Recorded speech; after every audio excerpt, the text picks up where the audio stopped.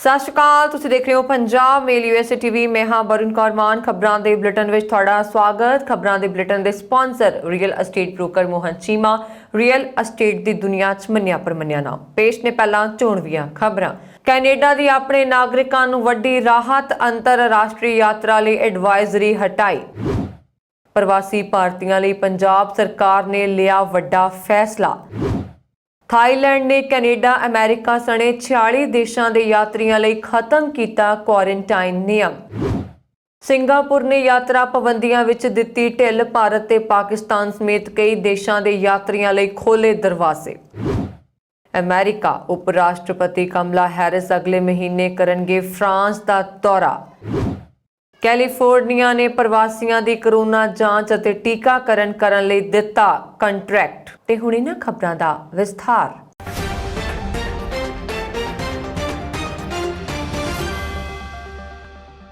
Canada सरकार ने अपने नागरिकों लिए देश के बाहर सारियां गैर जरूरी अंतरराष्ट्रीय यात्रावां ते अपनी एडवाइजरी नूं हटा दिता है, जो पिछले साल मार्च 2020 विच कोविड-19 महामारी की शुरुआत के मद्देनज़र सावधानी के तौर पर लागू की गई सी। हरेक देश लिए नवीं एडवाइजरियां हुण कोरोना महामारी तो पहलां दे पद्धर वांग लागू होणगियां, जिवें सुरक्षा सावधानी वरती जावे, उच्च पद्धर की सावधानी वरती जावे अते गैर जरूरी यात्रा तो बचिया जावे आदि।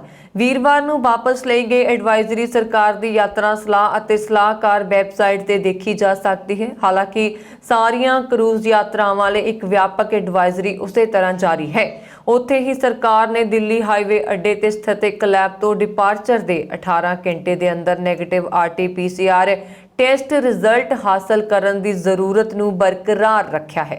दस दईए कि शुक्रवार तक कनेडा विच कोविड-19 के 926 नवे मामले दर्ज किए गए, जिस नाल कोरोना के मामलों की गिनती वध के 1,06,94,095 हो गई है। इन्हां विच 28,687 मौतां भी शामिल हैं। उत्थे 21 अक्तूबर तक देश विच 64,293,712 टीके ਦੀਆਂ खुराकां ਵੰਡੀਆਂ ਗਈਆਂ ਹਨ ਅਤੇ ਘੱਟੋ ਘੱਟ 27,81,06,165 ਲੋਕਾਂ ਨੂੰ ਪੂਰੀ ਤਰ੍ਹਾਂ ਨਾਲ ਟੀਕਾ ਲਗਾਇਆ ਗਿਆ ਹੈ। ਇਹ ਕੈਨੇਡਾ ਦੀ ਆਬਾਦੀ ਦਾ ਲਗਭਗ 73.2% ਹੈ। पंजाब सरकार ने प्रवासी भारतीयों लिए वड्डा फैसला किया है। उन्होंने होने वाली मुश्किल नूं दूर करने लई एक वक्त रिस्पॉन्स कॉल सेंटर बनणगे, जिथे सिर्फ एक फोन कॉल के जरिए उन्होंने हर समस्या दूर की जाएगी। NRI मामलों के मंत्री प्रगट सिंह ने यह जानकारी दी। उन्होंने कहा कि यह कॉल सेंटर हर रोजाना 24 घंटे चलेगा। उन्होंने कहा कि कई बार NRIs नूं एयरपोर्ट से उतरन तो बाद कागजी कार्रवाई तकनीकी कारण ਜਾਂ ਕਿਸੇ ਗਲਤਫਹਿਮੀ ਕਾਰਨ रोक लिया जाता है। ਅਜਿਹੇ ਵਿੱਚੋਂ ਘਬਰਾ ਜਾਂਦੇ ਹਨ। ਦਸਤਾਵੇਜ਼ ਸਹੀ ਹੋਣ ਦੇ ਬਾਵਜੂਦ ਉਹਨਾਂ ਨੂੰ ਪਰੇਸ਼ਾਨੀ ਹੁੰਦੀ ਹੈ। ਇਸ ਸੈਂਟਰ ਵਿੱਚ ਬੈਠਣ ਵਾਲੇ ਅਜਿਹੀ ਸਮੱਸਿਆ ਦੇ ਮਾਹਰ ਹੋਣਗੇ ਜੋ ਵਿਦੇਸ਼ਾਂ ਵਿੱਚ ਰਹਿਣ ਵਾਲੇ ਪੰਜਾਬੀਆਂ ਦੀ ਪਰੇਸ਼ਾਨੀਆਂ ਨੂੰ ਦੂਰ ਕਰਨਗੇ। ਉਹਨਾਂ ਨੇ ਕਿਹਾ ਕਿ ਜਲਦੀ ਕਾਲ ਸੈਂਟਰ ਦੇ ਨੰਬਰ ਜਨਤਕ ਕਰ ਦਿੱਤੇ ਜਾਣਗੇ। ਇਸ ਤੋਂ ਇਲਾਵਾ ਵਿਦੇਸ਼ ਜਾਣ ਦੇ ਇੱਛੁਕ ਲੋਕਾਂ ਨੂੰ ਵੀ ਸਰਟੀਫਿਕੇਟ ਵੈਰੀਫਿਕੇਸ਼ਨ ਦੇ ਲਈ ਚੰਡੀਗੜ੍ਹ ਆਉਣਾ ਪੈਂਦਾ ਹੈ। ਇਸ ਨੂੰ ਦੇਖਦੇ ਹੋਏ ਉਹਨਾਂ घर बैठे ये सहूलत मिलेगी। इस दे लई सरकार ऑनलाइन स्रोत तैयार करेगी। ऑनलाइन अर्जी तो बाद बिनेकार घर के नज़दीक सांझ जां सुविधा केंद्रां तो सर्टिफिकेट लै सकणगे। प्रगट सिंह ने कहा कि जमीन जायदाद विआह नाल जुड़े विवाद नूं लैके भी NRIs नूं काफ़ी परेशानी हुंदी है। इस नूं हल करन विच भी देरी हुंदी है। इस दे लई उन्हां दा विभाग पुलिस अते रेवन्यू डिपार्टमेंट नाल तालमेल करेगा, जिस दे लई हर जिले में एक अफसर की नियुक्ति होगी जो तालमेल करके NRIs की मदद करेगा। दस चलीए कि दुनिया के कई देशों में पंजाबी वसे हुए हैं, वो कदे कदे ही पंजाब आते हैं। अजिहे विच एयरपोर्ट से उन्होंने काफ़ी कार्रवाई करनी पैंदी है, जिस कारण उत्थे काफ़ी देर हो जाती है। इस नूं लैके कई बार शिकायतां सामने आ चुकियां हैं। पंजाब विच NRIs नाल जुड़े जमीन के ढेर विवाद हैं। उन्होंने विदेश जाण तो बाद प्रॉपर्टी ते कब्जा करन तो इलावा धोखाधड़ी करके अगे वेचण दे भी कई केस चल रहे हैं। अजिहे विच पंजाब विच मुख मंत्री बदलते ही सरकार NRIs नाल नेड़ता वधाउणा चाहुंदी है। उन्हां पंजाब दे पिंडां विच निवेश लई भी नाल जोड़ना चाहुंदी है। दुनिया भर विच कोरोना वायरस के मामलों में कमी नूं देखते हुए थाईलैंड ने दूजे देशों तो आने वाले नागरिकों के लिए नियम विच सहूलत दी है। थाईलैंड सरकार ने शुक्रवार नूं 45 देशों के यात्रियों के लिए क्वारंटीन के नियमों नूं खत्म कर दिता। ਇਸ ਵਿੱਚ ਆਸਟ੍ਰੇਲੀਆ, ਭੂਟਾਨ, ਕੈਨੇਡਾ, ਸਿੰਗਾਪੁਰ ਅਤੇ ਚੀਨ ਜਿਹੇ ਦੇਸ਼ ਸ਼ਾਮਲ ਨੇ। ਇਨ੍ਹਾਂ ਦੇਸ਼ਾਂ ਦੇ ਯਾਤਰੀਆਂ ਨੂੰ ਥਾਈਲੈਂਡ ਜਾਣ ਤੋਂ ਬਾਅਦ ਕੁਆਰੰਟਾਈਨ ਰਹਿਣ ਦੀ ਜ਼ਰੂਰਤ ਨਹੀਂ ਹੋਏਗੀ। ਹਾਲਾਂਕਿ ਭਾਰਤ ਇਨ੍ਹਾਂ ਦੇਸ਼ਾਂ ਵਿੱਚ ਸ਼ਾਮਲ ਨਹੀਂ ਹੈ। ਭਾਰਤੀ ਯਾਤਰੀਆਂ ਨੂੰ ਥਾਈਲੈਂਡ ਜਾਣ ਤੇ 7 ਦਿਨ ਕੁਆਰੰਟਾਈਨ ਵਿੱਚ ਰਹਿਣਾ ਹੋਏਗਾ। ਇਸ ਤੋਂ ਬਾਅਦ ਹੀ ਉਹਨਾਂ ਨੂੰ ਬਾਹਰ ਘੁੰਮਣ ਦੀ ਆਗਿਆ ਮਿਲੇਗੀ। ਥਾਈਲੈਂਡ ਨੇ Bahrain, Belgium, Bhutan, Brunei, Bulgaria, Colombia, Canada, Chile, ਚੀਨ, ਸਾਈਪਰਸ, ਚੈਕ ਗਣਰਾਜ ਆਦਿ ਦੇਸ਼ਾਂ ਦੇ ਯਾਤਰੀਆਂ ਲਈ ਕੁਆਰੰਟਾਈਨ ਮੁਕਤ ਯਾਤਰਾ ਦੀ ਆਗਿਆ ਦਿੱਤੀ ਹੈ। ਥਾਈਲੈਂਡ ਨੇ ਹੁਣ ਤੱਕ 10 ਦੇਸ਼ਾਂ ਨੂੰ ਕੁਆਰੰਟਾਈਨ ਮੁਕਤ ਯਾਤਰਾ ਦੀ ਆਗਿਆ ਦਿੱਤੀ ਸੀ, ਜੋ ਹੁਣ 45 ਕਰ ਦਿੱਤੀ ਗਈ ਹੈ।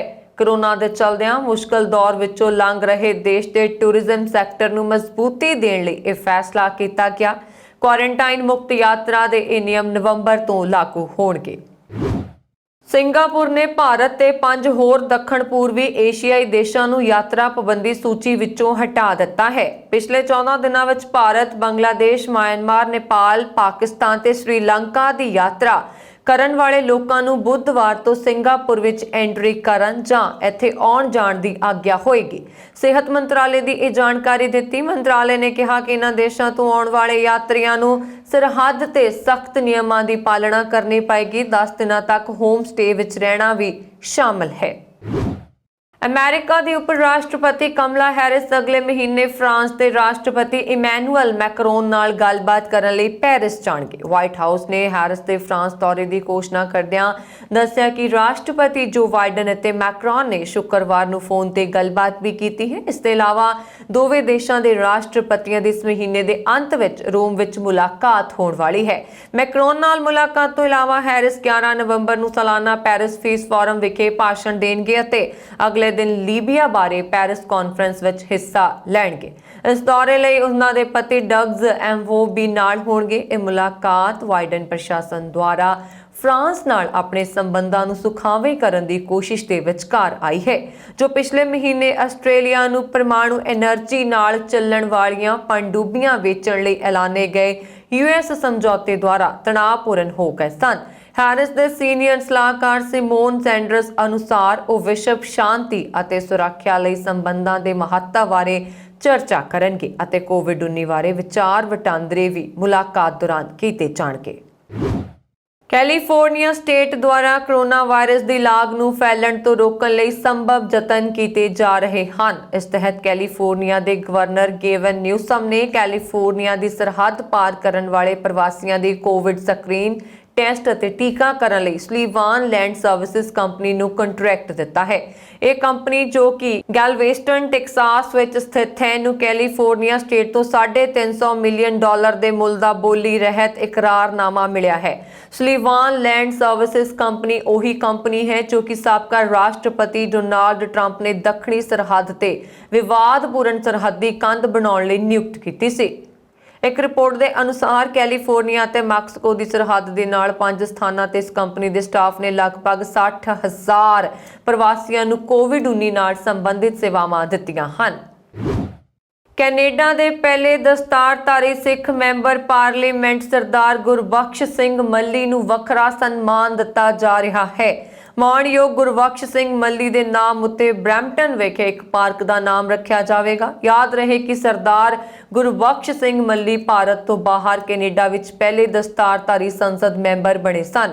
ਗੁਰਬਖਸ਼ ਸਿੰਘ ਮੱਲੀ ਲਿਬਰਲ ਪਾਰਟੀ ਨਾਲ ਸੰਬੰਧਿਤ ਰਹੇ ਹਨ ਅਤੇ 1993 ਵਿੱਚ ਪਹਿਲੀ ਵਾਰ ਬ੍ਰੈਮੈਲੀ ਕੌਰ ਮਾਲਟਨ ਤੋਂ ਫੈਡਰਲ ਚੋਣ ਜਿੱਤੇ ਸਨ। ਅੱਜਕੱਲ ਬਰੈਂਪਟਨ ਵਿੱਚ ਰਹਿ ਰਹੇ ਨੇ। ਉਹਨਾਂ ਨੂੰ ਮਾਣ ਦੇਣ ਤੇ ਸਮੂਹ ਸਿੱਖ ਤੇ ਕੈਨੇਡੀਅਨ ਭਾਈਚਾਰੇ ਵੱਲੋਂ ਖੁਸ਼ੀ ਦਾ ਪ੍ਰਗਟਾਵਾ ਕੀਤਾ ਗਿਆ ਹੈ। ਸਰਦਾਰ ਮੱਲੀ ਦਾ ਜੱਦੀ ਪਿੰਡ ਮੋਗਾ ਦੇ ਨੇੜੇ ਝੁੱਗਾ ਹੈ।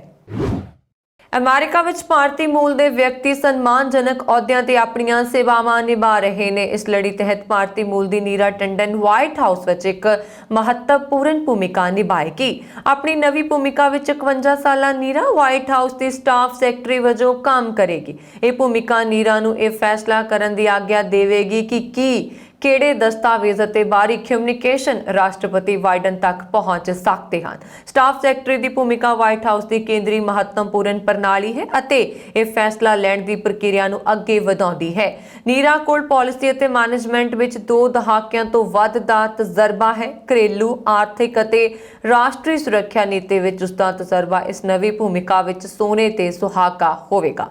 ਆਪਣੀ ਇਸ ਨਵੀਂ ਭੂਮਿਕਾ ਲਈ ਨੀਰਾ ਸਾਬਕਾ ਫੇਸਬੁੱਕ ਅਟਾਰਨੀ ਜੈਸਿਕਾ ਹਰਟਸ ਦੀ ਥਾਂ ਲਏਗੀ, ਜਿਸ ਨੇ ਹਾਲ ਹੀ ਵਿੱਚ 1 ਸਾਲ ਤੋਂ ਵੀ ਘੱਟ ਸਮੇਂ ਬਾਅਦ ਨੌਕਰੀ ਛੱਡਣ ਦਾ ਫੈਸਲਾ ਕੀਤਾ ਹੈ। ਇਸ ਤੋਂ ਪਹਿਲਾਂ ਨੀਰਾ ਨੇ ਮਾਰਚ ਵਿੱਚ white house office of management and budget ਦੀ ਅਗਵਾਈ ਕਰਨ ਲਈ ਆਪਣੀ ਨਾਮਜ਼ਦਗੀ ਵਾਪਸ ਲੈ ਲਈ ਸੀ, ਜਦੋਂ ਇਹ ਸਪਸ਼ਟ ਹੋ ਗਿਆ ਸੀ ਕਿ ਸੈਨੇਟ ਉਸ ਦੀ ਪੁਸ਼ਟੀ ਨਹੀਂ ਕਰੇਗੀ। ਟੈਕਸਾਸ ਤੇ ਹਿਊਸਟਨ ਵਿੱਚ ਮੰਗਲਵਾਰ ਨੂੰ 에ਅਰਪੋਰਟ ਤੇ ਹਾਦਸਾਗ੍ਰਸਤ ਹੋਏ ਯਾਤਰੀ ਜਹਾਜ਼ ਦੀ ਜਾਂਚ ਵਿੱਚ ਪਾਇਆ ਗਿਆ ਹੈ ਕਿ ਇਹ ਜਹਾਜ਼ ਪਿਛਲੇ ਤਕਰੀਬਨ 10 ਮਹੀਨਿਆਂ ਤੋਂ ਉਡਾਇਆ ਨਹੀਂ ਗਿਆ ਸੀ। ਇਸ ਸੰਬੰਧੀ ਫੈਡਰਲ ਅਧਿਕਾਰੀਆਂ ਨੇ ਵੀਰਵਾਰ ਨੂੰ ਦੱਸਿਆ ਕਿ ਟੈਕਸਾਸ ਹਵਾਈ ਅੱਡੇ ਤੇ ਕ੍ਰੈਸ਼ ਹੋਇਆ ਇੱਕ ਪ੍ਰਾਈਵੇਟ ਜਹਾਜ਼ ਦਸੰਬਰ ਤੋਂ ਨਹੀਂ ਉਡਾਇਆ ਗਿਆ ਸੀ। ਨੈਸ਼ਨਲ ਟਰਾਂਸਪੋਰਟੇਸ਼ਨ ਸੇਫਟੀ ਬੋਰਡ ਦੇ ਮੈਂਬਰ ਮਾਈਕਲ ਗ੍ਰਾਹਮ ਅਨੁਸਾਰ ਜਹਾਜ਼ ਨੇ ਮੰਗਲਵਾਰ ਨੂੰ ਬਰੁਕਸ਼ਾਇਰ ਦੇ ਹਿਊਸਟਨ ਐਗਜ਼ੀਕਿਊਟਿਵ 에ਅਰਪੋਰਟ ਦੇ ਰਨਵੇ ਤੇ 1200 ਫੁੱਟ ਟਾਇਰ ਦੇ ਨਿਸ਼ਾਨੇ ਛੱਡੇ ਸਨ। ਗ੍ਰਾਹਮ ਨੇ ਇਸ ਬਾਰੇ ਅੰਦਾਜ਼ਾ ਨਹੀਂ ਲਗਾਇਆ ਕਿ ਪਾਇਲਟਾਂ ਨੇ ਬ੍ਰੇਕ ਕਿਉਂ ਲਗਾਏ ਜਾਂ ਉਹ ਮੈਕਡੋਨਲਡ ਗਰਲਜ਼ MD-87 ਜਹਾਜ਼ ਨੂੰ ਰੋਕਣ ਵਿੱਚ ਅਸਮਰਥ ਕਿਉਂ ਰਹੇ। ਇਸ ਸੰਬੰਧੀ ਜਾਂਚਕਰਤਾ 2 ਪਾਇਲਟਾਂ ਤੇ ਜਹਾਜ਼ ਤੇ ਮਕੈਨਿਕ ਦੀ ਇੰਟਰਵਿਊ ਕਰ ਰਹੇ ਨੇ। ਹਾਦਸੇ ਕਾਰਨ ਜਹਾਜ਼ ਨੂੰ ਅੱਗ ਦੀਆਂ ਲਪਟਾਂ ਨੇ ਪੂਰੀ ਤਰ੍ਹਾਂ ਸਾੜ ਦਿੱਤਾ ਸੀ, ਪਰ ਬੋਰਡ ਦੇ ਅਨੁਸਾਰ ਜਹਾਜ਼ ਵਿੱਚ ਸਵਾਰ ਸਾਰੇ 21 ਲੋਕ ਬਚ ਗਏ ਸਨ ਅਤੇ ਉਹਨਾਂ ਵਿੱਚੋਂ ਸਿਰਫ 2 ਨੂੰ ਹੀ ਮਾਮੂਲੀ ਸੱਟਾਂ ਲੱਗੀਆਂ ਸਨ। ਜਹਾਜ਼ ਦੀ ਮਲਕੀਅਤ ਹਿਊਸਟਨ ਖੇਤਰ ਵਿੱਚ ਇੱਕ ਨਿਵੇਸ਼ ਫਰਮ ਦੀ ਸੀ ਅਤੇ ਫਰਮ ਦਾ ਮਾਲਕ ਜਹਾਜ਼ ਵਿੱਚ ਸੀ। NTSB ਨੇ ਜਹਾਜ਼ ਦੇ ਪਾਇਲਟ ਰਿਕਾਰਡ ਬਰਾਮਦ ਕੀਤੇ ਹਨ ਅਤੇ ਵਾਸ਼ਿੰਗਟਨ ਵਿੱਚ ਆਪਣੇ ਲੈਬ ਵਿੱਚ ਉਹਨਾਂ ਦਾ ਵਿਸ਼ਲੇਸ਼ਣ ਕਰਨਾ ਸ਼ੁਰੂ ਕਰ ਦਿੱਤਾ ਹੈ। ਬਹੁਤ ਹੀ ਬੇਰਹਿਮੀ ਨਾਲ 30 ਸਾਲ ਪਹਿਲਾਂ ਹੋਈ ਹੱਤਿਆ ਦੇ ਦੋਸ਼ੀ ਬਿਲੀ ਬੀ ਸਮਿਥ ਨੂੰ ਜ਼ਹਿਰ ਦਾ ਟੀਕਾ ਲਾ ਕੇ ਮੌਤ ਦੀ ਸਜ਼ਾ ਦਿੱਤੀ ਗਈ। ਸੁਪਰੀਮ ਕੋਰਟ ਵੱਲੋਂ ਦੋਸ਼ੀ ਦੁਆਰਾ ਆਖਰੀ ਪਲਾਂ ਵਿੱਚ ਆਪਣੀ ਮੌਤ ਦੀ ਸਜ਼ਾ ਵਿਰੁੱਧ ਦਾਇਰ ਕੀਤੀ ਗਈ ਅਪੀਲ ਨੂੰ ਰੱਦ ਕਰਨ ਉਪਰੰਤ ਅਟਮੋਰ, ਅਲਬਾਮਾ ਦੀ ਜੇਲ੍ਹ ਵਿੱਚ ਸਮਿਥ ਨੂੰ ਸੁਣਾਈ ਮੌਤ ਦੀ ਸਜ਼ਾ ਉੱਪਰ ਅਮਲ ਕੀਤਾ ਗਿਆ। ਅਟਾਰਨੀ ਜਨਰਲ ਦੇ ਦਫ਼ਤਰ ਅਨੁਸਾਰ ਸਮਿਥ ਨੂੰ ਸਥਾਨਕ ਸਮੇਂ ਅਨੁਸਾਰ ਸਵੇਰੇ 9:47 ਤੇ ਜ਼ਹਿਰੀਲਾ ਟੀਕਾ ਲਗਾਇਆ ਗਿਆ। ਸਮਿਥ ਨੂੰ 1991 ਵਿੱਚ 22 ਸਾਲਾ ਸ਼ਰਮਾ ਰੂਥ ਜੌਨਸਨ ਨੂੰ ਲੁੱਟਮਾਰ ਕਰਨ ਉਪਰੰਤ ਚੋਰੀ ਕੀਤੀ ਹੋਈ ਕਾਰ ਦੀ ਡਿੱਗੀ ਵਿੱਚ ਬੰਦ ਕਰਕੇ ਗੋਲੀ ਮਾਰ ਕੇ ਹੱਤਿਆ ਕਰ ਦੇਣ ਦੇ ਮਾਮਲੇ ਵਿੱਚ ਦੋਸ਼ੀ ਕਰਾਰ ਦਿੱਤਾ ਗਿਆ। ਜਾਂਚਕਰਤਾ ਅਧਿਕਾਰੀਆਂ ਅਨੁਸਾਰ ਸਮਿਥ ਨੇ ਸ਼ਰਮਾ ਰੂਥ ਦੀ ਹੱਤਿਆ ਕਰਨ ਉਪਰੰਤ ਕਾਰ ਨੂੰ ਅੱਗ ਲਾ ਦਿੱਤੀ ਤਾਂ ਜੋ ਸਾਰੇ ਸਬੂਤਾਂ ਨੂੰ ਨਸ਼ਟ ਕੀਤਾ ਜਾ ਸਕੇ। ਲੰਬੀ ਕਾਨੂੰਨੀ ਲੜਾਈ ਉਪਰੰਤ ਇਸਤਗਾਸਾ ਪੱਖ ਦੋਸ਼ੀ ਦਾ ਜੁਰਮ ਸਾਬਤ ਕਰਨ ਵਿੱਚ ਸਫਲ ਰਿਹਾ। ਅਟਾਰਨੀ ਜਨਰਲ ਸਟੀਵ ਮਾਰਸ਼ਲ ਨੇ ਇੱਕ ਬਿਆਨ ਵਿੱਚ ਕਿਹਾ ਹੈ ਕਿ ਸ਼ਰਮਾ ਜੌਨਸਨ ਪਰਿਵਾਰ ਨੂੰ ਨਿਆਂ ਵਾਸਤੇ 29 ਸਾਲਾ 11 ਮਹੀਨੇ 25 ਦਿਨ ਉਡੀਕ ਕਰਨੀ ਪਈ, ਪਰ ਆਖਿਰਕਾਰ ਦੋਸ਼ੀ ਨੂੰ ਉਸਦੇ ਅੰਜਾਮ ਤੱਕ ਪਹੁੰਚਾਇਆ ਗਿਆ ਤੇ ਉਸਨੂੰ ਕੀਤੇ ਗੁਨਾਹ ਲਈ ਸਜ਼ਾ ਮਿਲੀ। ਇੱਥੇ ਜ਼ਿਕਰਯੋਗ ਹੈ ਕਿ ਇਸ ਸਾਲ ਫਰਵਰੀ ਵਿੱਚ ਸਮਿਥ ਨੇ ਦਾਇਰ ਪਟੀਸ਼ਨ ਵਿੱਚ ਕਿਹਾ ਸੀ ਕਿ ਉਸਦੇ ਅਧਿਆਤਮਕ ਸਲਾਹਕਾਰ ਦੀ ਹਾਜ਼ਰੀ ਵਿੱਚ ਮੌਤ ਦੀ ਸਜ਼ਾ ਉੱਪਰ ਅਮਲ ਕੀਤਾ ਜਾਵੇ, ਜਿਸ ਤੇ ਸੁਪਰੀਮ ਕੋਰਟ ਨੇ ਮੌਤ ਦੀ ਸਜ਼ਾ ਉੱਪਰ ਅਮਲ ਰੋਕ ਲਾ ਦਿੱਤੀ ਸੀ। ਬਾਅਦ ਵਿੱਚ ਅਲਬਾਮਾ ਸਟੇਟ ਦੁਆਰਾ ਦੋਸ਼ੀ ਦੀ ਇੱਛਾ ਅਨੁਸਾਰ ਸਜ਼ਾ ਉੱਪਰ ਅਮਲ ਕਰਨ ਵਿਰੁੱਧ ਦਾਇਰ ਦਰਖਾਸਤ ਤੇ ਸੰਘੀ ਅਦਾਲਤ ਨੇ ਦੋਸ਼ੀ ਦੀ ਅਪੀਲ ਰੱਦ ਕਰ ਦਿੱਤੀ ਸੀ। ਸੋਸ਼ਲ ਮੀਡੀਆ ਵਿੱਚ ਵੱਡੇ ਨੈਟਵਰਕ ਫੇਸਬੁੱਕ ਦਾ ਨਾਮ ਅਗਲੇ ਹਫਤੇ ਬਦਲਿਆ ਜਾ ਸਕਦਾ ਹੈ। ਪਤਾ ਲੱਗਾ ਹੈ ਕਿ ਕੰਪਨੀ ਨੇ ਸੰਸਥਾਪਕ ਮਾਰਕ ਜ਼ੁਕਰਬਰਗ ਫੇਸਬੁੱਕ ਦੇ ਦਾਇਰੇ ਨੂੰ ਵੱਡਾ ਕਰਨਾ ਚਾਹੁੰਦੇ ਹਨ। ਇੱਕ ਰਿਪੋਰਟ ਮੁਤਾਬਕ 28 ਅਕਤੂਬਰ ਨੂੰ ਹੋ ਰਹੀ ਕੰਪਨੀ ਦੀ ਸਾਲਾਨਾ ਕਨੈਕਟ ਕਾਨਫਰੰਸ ਵਿੱਚ ਇਸ ਦਾ ਨਾਮ ਤਬਦੀਲੀ ਤੇ ਚਰਚਾ ਕੀਤੀ ਜਾਏਗੀ। ਅਜਿਹਾ ਸਮਝਿਆ ਜਾ ਰਿਹਾ ਹੈ ਕਿ ਜ਼ਕਰਬਰਗ ਚਾਹੁੰਦੇ ਹਨ ਕਿ ਇਸ ਦਾ ਨਾਂ ਸਿਰਫ ਸੋਸ਼ਲ ਮੀਡੀਆ ਦੇ ਤੌਰ ਤੇ ਹੀ ਨਾ ਜਾਣਿਆ ਜਾਵੇ, ਬਲਕਿ ਇਸ ਦਾ ਘੇਰਾ ਵੱਡਾ ਹੋ ਕੇ ਵਪਾਰਕ ਪਹੁੰਚ ਵਾਲਾ ਹੋਵੇ। ਇਹ ਗੱਲ ਵੀ ਸਾਹਮਣੇ ਆਈ ਹੈ ਕਿ ਨੀਲੀ ਫੇਸਬੁੱਕ ਐਪ ਵੀ ਤਿਆਰ ਕੀਤੀ ਗਈ ਹੈ ਜੋ ਲਾਂਚ ਕੀਤੀ ਜਾਏਗੀ। ਕੰਪਨੀ ਵੱਲੋਂ ਫੇਸਬੁੱਕ ਤੋਂ ਇਲਾਵਾ WhatsApp, Instagram ਤੇ ਹੋਰ ਸੌਫਟਵੇਅਰ ਵੀ ਚਲਾਏ ਜਾ ਰਹੇ ਹਨ। ਅਮਰੀਕਾ ਦੇ ਜਾਰਜੀਆ ਸੂਬੇ ਵਿੱਚ ਫੋਰਟ ਵੈਲੀ ਸਟੇਟ ਯੂਨੀਵਰਸਿਟੀ ਦੇ ਵਿਦਿਆਰਥੀ ਕੈਂਪਸ ਨੇੜੇ ਸ਼ਨੀਵਾਰ ਰਾਤ ਨੂੰ ਹੋਈ ਗੋਲਾਬਾਰੀ ਦੀ ਘਟਨਾ ਵਾਪਰੀ। ਇਸ ਗੋਲਾਬਾਰੀ ਵਿੱਚ ਇੱਕ ਵਿਅਕਤੀ ਦੀ ਮੌਤ ਹੋ ਗਈ ਅਤੇ 7 ਹੋਰ ਜ਼ਖਮੀ ਹੋ ਗਏ। ਇੱਕ ਸਥਾਨਕ ਅਧਿਕਾਰੀ ਨੇ ਇਹ ਜਾਣਕਾਰੀ ਦਿੱਤੀ। ਪੁਲਿਸ ਨੇ ਦੱਸਿਆ Georgia bureau of investigation fort valley ZA campus party ਵਿੱਚ ਗੋਲਾਬਾਰੀ ਦੀ ਘਟਨਾ ਦੀ ਜਾਂਚ ਕਰ ਰਹੀ ਹੈ। ਕੁੱਲ 8 ਲੋਕਾਂ ਨੂੰ ਗੋਲੀ ਮਾਰੀ ਗਈ, ਜਿਨ੍ਹਾਂ ਵਿੱਚੋਂ ਇੱਕ ਵਿਅਕਤੀ ਦੀ ਮੌਤ ਹੋ ਗਈ ਹੈ। ਮ੍ਰਿਤਕ ਫੋਰਟ ਵੈਲੀ ਸਟੇਟ ਯੂਨੀਵਰਸਿਟੀ ਦਾ ਵਿਦਿਆਰਥੀ ਨਹੀਂ ਹੈ। ਉਹਨਾਂ ਨੇ ਦੱਸਿਆ ਕਿ 7 ਜ਼ਖਮੀਆਂ ਦੀ ਹਾਲਤ ਸਥਿਰ ਦੱਸੀ ਜਾ ਰਹੀ ਹੈ।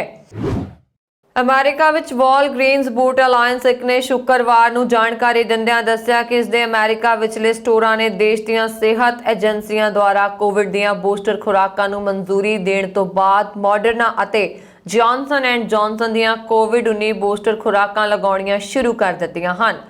ਬੂਸਟਰ ਖੁਰਾਕਾਂ ਦੇ ਸੰਬੰਧ ਵਿੱਚ CDC ਅਨੁਸਾਰ ਅਮਰੀਕਨ ਆਪਣੇ ਲੱਗੇ ਅਸਲ ਟੀਕੇ ਤੋਂ ਇਲਾਵਾ ਬੂਸਟਰ ਖੁਰਾਕ ਲਈ ਵੱਖਰੀ ਵੈਕਸੀਨ ਵੀ ਚੁਣ ਸਕਦੇ ਹਨ।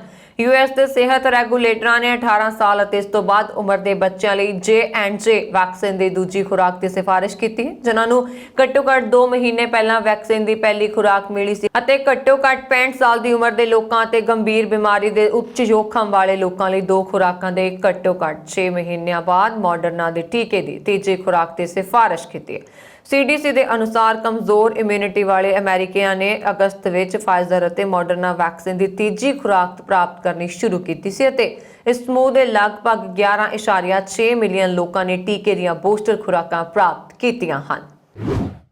ਅਮਰੀਕੀ ਸੈਨਾ ਨੇ ਦਾਅਵਾ ਕੀਤਾ ਹੈ ਕਿ ਉਸਨੇ ਉੱਤਰ-ਪੱਛਮ ਸੀਰੀਆ ਵਿੱਚ ਹਵਾਈ ਹਮਲੇ ਕਰਕੇ ਸੀਨੀਅਰ ਅਲ-ਕਾਇਦਾ ਨੇਤਾ ਅਬਦੁਲ ਹਾਮਿਦ ਅਲ-ਮਟਰ ਢੇਰ ਕਰ ਦਿੱਤਾ ਹੈ। ਸੈਂਟਰਲ ਕਮਾਂਡ ਦੇ ਬੁਲਾਰੇ ਮੇਜਰ ਜਾਨ ਰਿਗਜ਼ਬੀ ਨੇ ਸਥਾਨਕ ਸਮੇਂ ਅਨੁਸਾਰ ਸ਼ੁੱਕਰਵਾਰ ਨੂੰ ਇਹ ਜਾਣਕਾਰੀ ਦਿੱਤੀ। ਰਿਗਜ਼ਬੀ ਨੇ ਦੱਸਿਆ ਕਿ MQ-9 ਏਅਰਕ੍ਰਾਫਟ ਦੇ ਜ਼ਰੀਏ ਕੀਤੇ ਗਏ ਇਸ ਹਵਾਈ ਹਮਲੇ ਵਿੱਚ ਆਮ ਨਾਗਰਿਕਾਂ ਨੂੰ ਨੁਕਸਾਨ ਨਹੀਂ ਹੋਇਆ। ਸੈਂਟਕਾਮ ਦੇ ਰਿਪੋਰਟ ਦੇ ਅਨੁਸਾਰ ਅੱਤਵਾਦੀ ਅਬਦੁਲ ਖੇਤਰੀ ਹਮਲਿਆਂ, ਵਿੱਤ ਪੋਸ਼ਣ ਅਤੇ ਅਨੁਮੋਦਨ ਦੀ ਯੋਜਨਾ ਬਣਾਉਂਦਾ ਸੀ। ਅਮਰੀਕੀ ਆਰਮੀ ਮੇਜਰ ਜਾਨ ਰਿਗਜ਼ਬੀ ਨੇ ਲਿਖਤੀ ਬਿਆਨ ਵਿੱਚ ਕਿਹਾ ਕਿ ਅੱਤਵਾਦੀ ਅਬਦੁਲ ਹਾਮਿਦ ਆਪਣੇ ਸਾਥੀਆਂ ਨੂੰ ਕੌਮਾਂਤਰੀ ਹਮਲੇ ਦੇ ਲਈ ਟ੍ਰੇਨਡ ਕਰ ਰਿਹਾ ਸੀ। ਰਿਗਜ਼ਬੀ ਦੇ ਅਨੁਸਾਰ ਹਾਮਿਦ ਆਪਣੇ ਸਾਥੀਆਂ ਦੇ ਨਾਲ ਮਿਲ ਕੇ 9/11 ਹਮਲੇ ਦੀ ਤਰ੍ਹਾਂ ਹਮਲੇ ਦੀ ਯੋਜਨਾ ਬਣਾ ਰਿਹਾ ਸੀ, ਲੇਕਿਨ ਸਾਡੀ ਸੈਨਾ ਨੇ ਉਸਦੇ ਮਨਸੂਬੇ ਤੇ ਪਾਣੀ ਫੇਰ ਦਿੱਤਾ। ਸਾਡੇ ਇਸ ਹਮਲੇ ਤੋਂ ਬਾਅਦ ਅੱਤਵਾਦੀ ਸਮੂਹ ਅਮਰੀਕੀ ਨਾਗਰਿਕਾਂ ਤੇ ਨਿਰਦੋਸ਼ ਲੋਕਾਂ ਤੇ ਹਮਲਾ ਕਰਨ ਤੋਂ ਡਰਨਗੇ। ਜਾਣਕਾਰੀ ਦੇ ਅਨੁਸਾਰ ਦੱਖਣੀ ਸੀਰੀਆ ਵਿੱਚ ਅਮਰੀਕੀ ਚੌਂਕੀ ਤੇ ਕੀਤੇ ਗਏ ਹਮਲੇ 2 ਦਿਨ ਬਾਅਦ ਇਹ ਅਮਰੀਕਾ ਵੱਲੋਂ ਹਮਲਾ ਕੀਤਾ ਗਿਆ। ਦੱਸ ਦੇਈਏ ਕਿ ਅੱਤਵਾਦੀ ਸੰਗਠਨ ਅਲ-ਕਾਇਦਾ ਭਾਰਤ ਤੇ ਵੀ ਹਮਲੇ ਦੀ ਯੋਜਨਾ ਬਣਾ ਰਿਹਾ ਹੈ। ਜਾਣਕਾਰੀ ਦੇ ਅਨੁਸਾਰ ਅਸਾਮ ਪੁਲਿਸ ਨੇ ਪਾਕਿਸਤਾਨ ਦੀ ਇੰਟਰ ਸਰਵਿਸਿਜ਼ ਇੰਟੈਲੀਜੈਂਸ ਅਤੇ ਅੱਤਵਾਦੀ ਸੰਗਠਨ ਅਲ-ਕਾਇਦਾ ਵੱਲੋਂ ਅੱਤਵਾਦੀ ਹਮਲਿਆਂ ਦੀ ਆਸ਼ੰਕਾ ਨੂੰ ਲੈ ਕੇ ਅਲਰਟ ਜਾਰੀ ਕੀਤਾ ਹੈ। ਰਾਜ ਪੁਲਿਸ ਦੀ ਵਿਸ਼ੇਸ਼ ਸ਼ਾਖਾ ਤੋਂ ਮਿਲੀ ਰਿਪੋਰਟ ਦੇ ਆਧਾਰ ਤੇ ਅਲਰਟ ਜਾਰੀ ਕੀਤਾ ਗਿਆ ਹੈ। ਅਮਰੀਕੀ ਸੰਸਦ ਦੀ ਇੱਕ ਸੁਤੰਤਰ ਰਿਪੋਰਟ ਵਿੱਚ ਕਿਹਾ ਗਿਆ ਹੈ ਕਿ ਭਾਰਤ ਉਹਨਾਂ ਕੁਝ ਖਾਸ ਦੇਸ਼ਾਂ ਵਿੱਚ ਸ਼ਾਮਲ ਹੈ ਜਿਹੜੇ ਹਾਈਪਰਸੋਨਿਕ ਹਥਿਆਰ ਵਿਕਸਿਤ ਕਰ ਰਹੇ ਹਨ।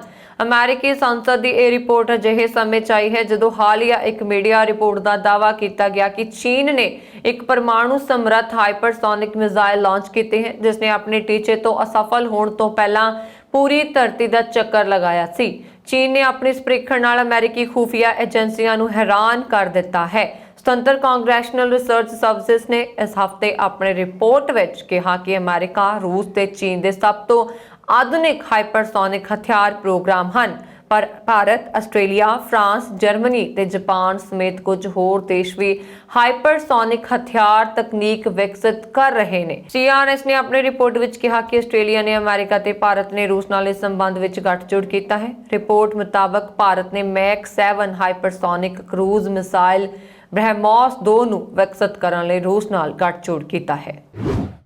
ontario ਵਿਧਾਨ ਸਭਾ ਚੋਣਾਂ ਲਈ PC ਪਾਰਟੀ ਵੱਲੋਂ ਬ੍ਰੈਂਪਟਨ ਤੋਂ ਉਮੀਦਵਾਰਾਂ ਦਾ ਐਲਾਨ ਕਰ ਦਿੱਤਾ ਗਿਆ ਹੈ। 2 ਮੌਜੂਦਾ ਵਿਧਾਇਕ ਪ੍ਰਭਮੀਤ ਸਿੰਘ ਸਰਕਾਰੀ ਅਤੇ ਅਮਰਜੋਤ ਸੰਧੂ ਮੁੜ ਚੋਣ ਮੈਦਾਨ ਵਿੱਚ ਹੋਣਗੇ। ਪ੍ਰਭਮੀਤ ਸਿੰਘ ਸਰਕਾਰੀ 2018 ਵਿੱਚ ਬ੍ਰੈਂਪਟਨ ਸਾਊਥ ਤੋਂ ਮੈਂਬਰ ਆਫ ਪ੍ਰੋਵਿੰਸ਼ੀਅਲ ਪਾਰਲੀਮੈਂਟ ਚੁਣੇ ਗਏ ਸਨ, ਜਦਕਿ ਅਮਰਜੋਤ ਸੰਧੂ ਬ੍ਰੈਂਪਟਨ ਵੈਸਟ ਤੋਂ ਵਿਧਾਇਕ ਬਣੇ ਸਨ। PC ਪਾਰਟੀ ਨੇ ਹਾਲ ਹੀ ਵਿੱਚ ਹਰਦੀਪ ਸਿੰਘ ਗਰੇਵਾਲ ਨੂੰ ਬ੍ਰੈਂਪਟਨ ਈਸਟ ਤੋਂ ਉਮੀਦਵਾਰ ਐਲਾਨਿਆ ਸੀ ਅਤੇ ਇਸ ਸੀਟ ਤੇ ਉਹਨਾਂ ਦਾ ਮੁਕਾਬਲਾ ਫੈਡਰਲ NDP ਆਗੂ ਜਗਮੀਤ ਸਿੰਘ ਦੇ ਛੋਟੇ ਭਰਾ ਗੁਰਰਤਨ ਸਿੰਘ ਨਾਲ ਹੋਏਗਾ। ਸਿਰਫ 18 ਸਾਲ ਦੀ ਉਮਰ ਵਿੱਚ ਈਟੋਬੀਕੋਕ ਨਾਰਥ ਰਾਈਡਿੰਗ ਐਸੋਸੀਏਸ਼ਨ ਦੇ ਪ੍ਰਧਾਨ ਚੁਣੇ ਜਾਣ ਵਾਲੇ ਹਰਦੀਪ ਸਿੰਘ ਗਰੇਵਾਲ ਬ੍ਰੈਂਪਟਨ ਦੀਆਂ ਕਈ ਸੰਸਥਾਵਾਂ ਜਿਵੇਂ ਗੁਰੂ ਗੋਬਿੰਦ ਸਿੰਘ ਚਿਲਡਰਨ ਫਾਊਂਡੇਸ਼ਨ ਅਤੇ Canadian South Asians Sporting Independent Living ਨਾਲ ਵੀ ਕੰਮ ਕਰ ਚੁੱਕੇ ਹਨ। ਅਮਰੀਕਾ ਦੇ 37 ਸੂਬਿਆਂ ਵਿੱਚ ਪਿਆਸ ਕਾਰਨ ਸਾਲਮੋਨੇਲਾ ਬੈਕਟੀਰੀਆ ਦੇ ਪ੍ਰਕੋਪ ਨਾਲ 650 ਤੋਂ ਜ਼ਿਆਦਾ ਲੋਕ ਬਿਮਾਰ ਹੋ ਗਏ। ਅਮਰੀਕਾ ਦੇ ਰੋਗ ਕੰਟਰੋਲ ਅਤੇ ਰੋਕਥਾਮ ਕੇਂਦਰ ਨੇ ਕਿਹਾ ਕਿ ਫਿਲਹਾਲ ਕਰੀਬ 129 ਲੋਕ ਹਸਪਤਾਲ ਵਿੱਚ ਭਰਤੀ ਹਨ ਅਤੇ ਅਜੇ ਤੱਕ ਕਿਸੇ ਦੀ ਮੌਤ ਨਹੀਂ ਹੋਈ ਹੈ। ਅਗਸਤ ਅਤੇ ਸਤੰਬਰ ਦੇ ਮਹੀਨੇ ਵਿੱਚ ਇਸ ਬਿਮਾਰੀ ਦੇ ਵਧਣ ਦੀ ਸੂਚਨਾ ਮਿਲੀ ਸੀ ਅਤੇ ਇਸ ਦੇ ਬਾਅਦ ਜ਼ਿਆਦਾ ਮਾਮਲੇ ਟੈਕਸਾਸ ਅਤੇ ਓਕਲਾਹੋਮਾ ਵਿੱਚ ਦਰਜ ਕੀਤੇ ਗਏ। CDC ਵੱਲੋਂ ਜਾਰੀ ਬਿਆਨ ਵਿੱਚ ਕਿਹਾ ਗਿਆ ਹੈ ਕਿ ਬਿਮਾਰ ਲੋਕਾਂ ਨੂੰ ਪੁੱਛਣ ਤੇ ਪਤਾ ਲੱਗਾ ਹੈ ਕਿ 75% ਲੋਕਾਂ ਨੇ ਬਿਮਾਰ ਹੋਣ ਤੋਂ ਪਹਿਲਾਂ ਕੱਚਾ ਪਿਆਜ਼ ਖਾਧਾ ਸੀ ਜਾਂ ਕੱਚੇ ਪਿਆਜ਼ ਵਾਲੇ ਪਕਵਾਨ ਖਾਦੇ ਸਨ। ਇਨ੍ਹਾਂ ਪਿਆਜ਼ਾਂ ਨੂੰ ਪ੍ਰੋਸੋਰਸ ਨਾਮ ਦੀ ਕੰਪਨੀ ਨੇ ਪੂਰੀ ਅਮਰੀਕਾ ਵਿੱਚ ਵੰਡਿਆ। ਕੰਪਨੀ ਨੇ ਸਿਹਤ ਅਧਿਕਾਰੀਆਂ ਨੂੰ ਦੱਸਿਆ ਕਿ ਪਿਆਜ਼ ਦਾ ਆਯਾਤ ਆਖਰੀ ਵਾਰ ਅਗਸਤ ਦੇ ਅਖੀਰ ਵਿੱਚ ਕੀਤਾ ਗਿਆ ਸੀ ਅਤੇ ਇਹਨਾਂ ਨੂੰ ਲੰਬੇ ਸਮੇਂ ਤੱਕ ਭੰਡਾਰ ਕਰਕੇ ਰੱਖਿਆ ਜਾ ਸਕਦਾ ਹੈ। ਇਸ ਲਈ ਸੰਭਵ ਹੈ ਕਿ ਗੰਢੇ ਲੋਕਾਂ ਦੇ ਘਰਾਂ ਵਿੱਚ ਤੇ ਵਪਾਰੀਆਂ ਕੋਲ ਪਏ ਹੋਣ। ਇਸ ਦੇ ਮੱਦੇਨਜ਼ਰ CDC ਵੱਲੋਂ ਅਮਰੀਕਾ ਵਿੱਚ ਉਪਭੋਗਤਾਵਾਂ ਨੂੰ ਸਲਾਹ ਦਿੱਤੀ ਜਾ ਰਹੀ ਹੈ ਕਿ ਉਹ ਪੂਰੀ ਤਰ੍ਹਾਂ ਨਾਲ ਲਾਲ, ਚਿੱਟੇ ਜਾਂ ਪੀਲੇ ਗੰਢਿਆਂ ਨੂੰ ਨਾ ਖਰੀਦਣ ਅਤੇ ਨਾ ਹੀ ਖਾਣ ਅਤੇ ਬਿਨਾਂ ਸਟicker ਜਾਂ ਪੈਕੇਟ ਵਾਲੇ ਲਾਲ, ਚਿੱਟੇ ਜਾਂ ਪੀਲੇ ਪਿਆਜ਼ ਤੁਰੰਤ ਸੁੱਟ ਦੇਣ, ਖਾਸ ਕਰਕੇ ਜੋ ਚਿਹੁਆਹੁਆ ਤੋਂ ਆਯਾਤ ਕੀਤੇ ਗਏ ਹਨ ਅਤੇ ਪ੍ਰੋਸੈਸ ਕੰਪਨੀ ਨੇ ਵੰਡੇ ਹਨ।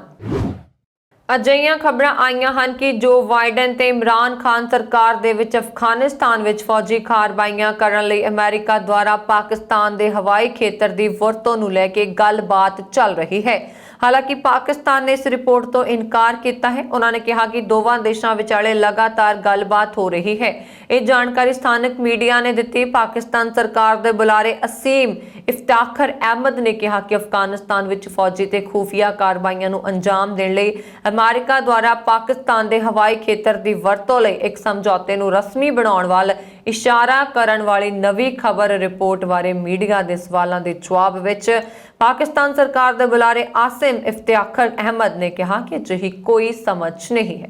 ਖਬਰਾਂ ਨੂੰ ਖਾਰਜ ਕਰਦੇ ਹੋਏ ਅਹਿਮਦ ਨੇ ਇਸ ਗੱਲ ਤੇ ਜ਼ੋਰ ਦਿੱਤਾ ਕਿ ਵਾਸ਼ਿੰਗਟਨ ਤੇ ਇਸਲਾਮਾਬਾਦ ਵਿਚਾਲੇ ਖੇਤਰੀ ਸੁਰੱਖਿਆ ਤੇ ਅੱਤਵਾਦ ਵਿਰੋਧੀ ਖੇਤਰ ਵਿੱਚ ਲੰਬੇ ਸਮੇਂ ਤੋਂ ਸਹਿਯੋਗ ਹੈ ਤੇ ਦੋਵੇਂ ਪੱਖ ਲਗਾਤਾਰ ਗੱਲਬਾਤ 'ਚ ਲੱਗੇ ਹੋਏ ਨੇ।